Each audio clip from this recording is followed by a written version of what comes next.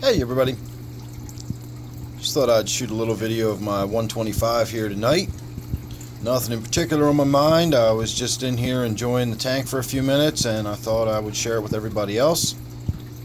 Normally I'm in here doing water change videos or feeding videos or something. It's seldom just a video to stand and enjoy the tank for a few minutes. I did get in here and do some maintenance the other day. I cleaned a lot of the grime and that green slime growth that was in there. I removed a bunch of the floating plants, which really opens up the top and lets a lot more light in, so you get all that beautiful vibrant color off those rainbow fish. I still haven't been out shopping looking around for more of these rainbow fish. Again, now that the tank's a little more opened up, you can see some of that beautiful golden color on them, at least when they move more towards the back portion of the tank. I don't know if I'm going to really try to bolster up my school of Congos again. And if I do, I don't know if I'm going to do the male and female thing like I did before. When I bought these rainbow fish, I bought 5 males. And one person at the store told me I was going to see amazing color having all the males in there.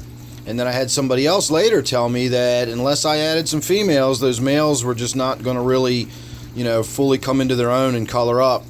And I think they finally came into their own and did just fine as time went on. So I'm not too worried about the idea of maybe not having a female in there to make them really color up and look beautiful. So that back there is a male Congo Tetra. I think that's my last one. And you can really see the difference between the male with all that beautiful bright orange, and then there's a couple of females right there in the back. And they're not nearly as colorful. So some of my Congo Tetras got fairly large over the years too. Some of my bigger males got close to 5 inches. And if you count the sort of little trailing parts on the back of their tail, they were well over 5 inches. I'm just talking the basic body of the fish to the fork of the tail. A normal measurement, and some of my Congo Tetras got about 5 inches. So I don't know if I want to put any of them back in here or not. I've had them in here for so many years now, they just feel like they're part of the tank. But at the same time, now that they're finally fading away and moving on, I've got the opportunity to do something different. I've had them in here for all these years. Wouldn't it be fun to, see something else in here? And I'm really liking these rainbow fish, so I'm really thinking that I'm going to move this tank from more of the African themed to more of a rainbow fish theme. Of course, my Ctenopoma and my Catfish here are still going to be key feature fish in the tank, and they're both very African fish. So there's always going to be some sort of an African feel to it. But I've already got the rainbow fish in there. I've already got clown loaches in here. I've already got plecos on the bottom. So there's plenty of fish in here that really have sort of dispelled that African theme.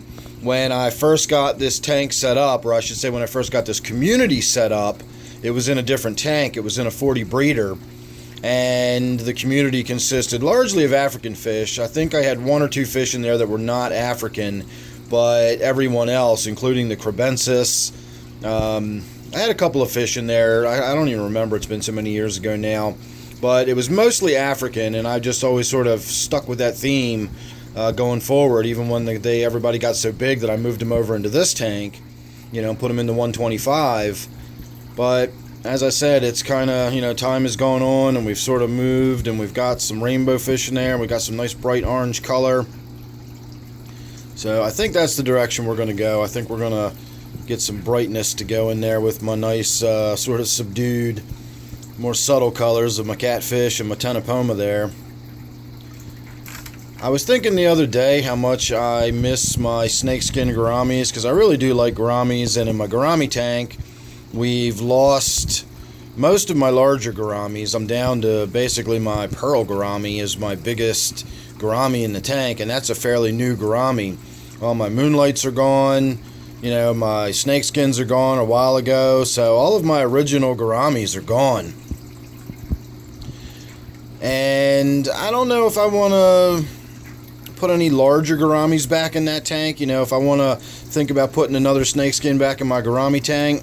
But a snakeskin in this tank might not be too bad, although, again, when you start thinking about bioload, if I'm going to be putting a school of rainbow fish in here, and we've already got this large Ctenopoma, and we've already got this large catfish, and my clown loaches are not getting any smaller. So let's see if we can see the clown loaches. Are probably back here underneath the power head. There's one of them at least. I can see his tail sticking out already. And it looks like the other one. Yeah, both of them are back there. At least they were until I went and spooked them.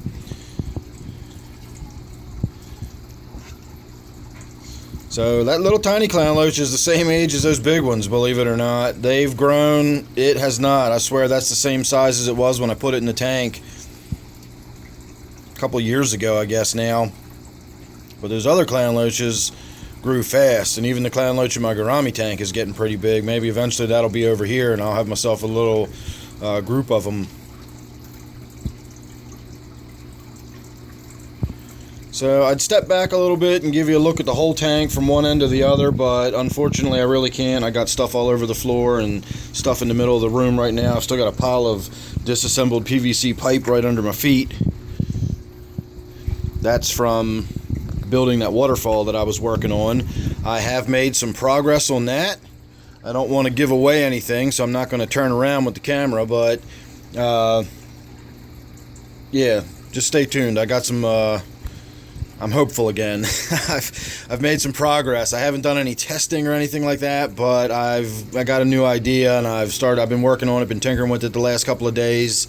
So stay tuned for that. Again, make sure you're subscribed. That way you won't miss anything when it does come up. And I know we said we're going to be looking at my 125 here, but I'm going to pop over here real quick to my gudgeon tank and show you my little catfish. I don't know how well you can see it. That right there is the catfish. And if you look at it from this angle, you can kind of see it. Let me see if I can step over here without scaring it too much. Gives you a little better look at it. Again, not too much, but that right, no, there he goes. I scared him. So that's that little bumblebee catfish that's been in there, and that's where it lives now. And it used to be buried by huge amounts of java, the java fern right there, but I pulled a lot of it out of the tank, and I kind of left that side exposed. It'll come back soon enough, and I'm seldom in here throughout the day. I know you might think that I just spend all day standing in here staring at my fish and everything, but I really don't. I usually just kind of pop in here a couple times throughout the day, have a look, make sure everything's okay. You know, if I got a few minutes to just kind of hang out and look around, that's fine. But I don't spend a lot of time in here, so these fish don't get super used to seeing me, and, you know, I'm not in here disturbing them. So even though that might not be as reclusive or as secluded as it used to be, I'm not really in here, so it can lay out without fear during the day for the most part. I don't feel too worried about that fish being too stressed out. It's also got all these caves it can go into, and it's got several caves over here it can get into and get under if it wants to. So I'm not too worried about, you know, the fact that I sort of took away its shelter. It will be fine, and it will be no time at all before we've got new, you know, growth shooting out here. And as soon as that little side right there is covered, it'll be right back to the way it used to be. And then, of course, here's my gudgeon. I guess you can kind of see his silhouette right here. Let's see if I can get him to move. If we open the lid a little bit, he'll come over. He'll think it's feeding time. So this is another one of those fish that I enjoy,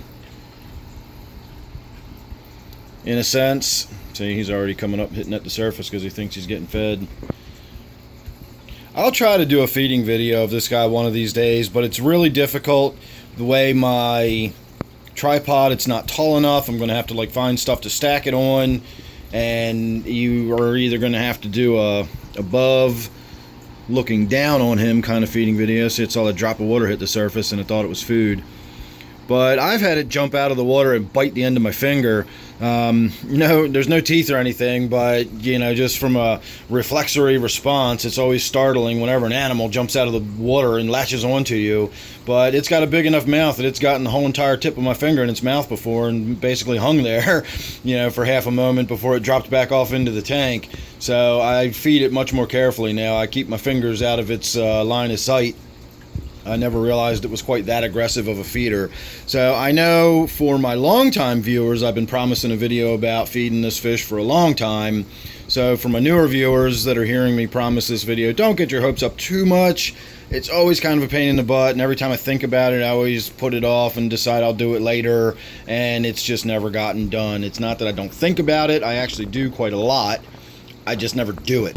So, you know, sort of de facto, it doesn't happen. No matter how much I think about it, it doesn't really matter in the long run, now does it?